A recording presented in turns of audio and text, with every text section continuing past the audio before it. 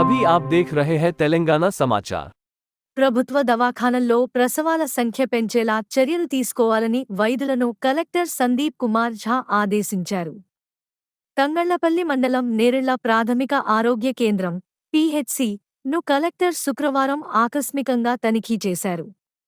ఈ సందర్భంగా lab, pharmacy, వ్యాక్సిన్లు, ఓపీ, కాంపుల రిజిస్టర్, ఫ్రిడ్జ్లో వ్యాక్సిన్ తనిఖీ చేసి వివరాలు తెలుసుకున్నారు.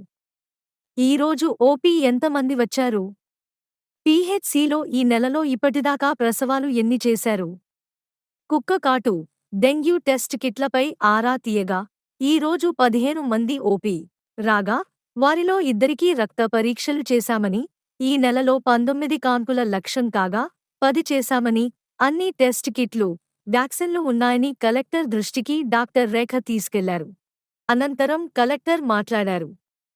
ప్రభుత్వ వైద్య సేవలపై అవగాహన కల్పించాలని, ఇక్కడే అన్ని పరీక్షలు, వైద్యం అందించాలని సూచించారు. హాస్పిటల్ ఆవరణలో స్వచ్ఛత, పరిశుభ్రత పాటించాలని పేర్కొన్నారు.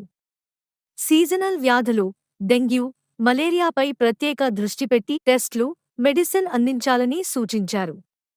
హాస్పిటల్కు కావాల్సిన కిట్లు, మందులు ఏమైనా అవసరం ఉంటే సమాచారం ఇవ్వాలని ఆదేశించారు. ఇక్కడ పీహెచ్సి వైద్య సిబ్బంది తదితరులు పాల్గొన్నారు.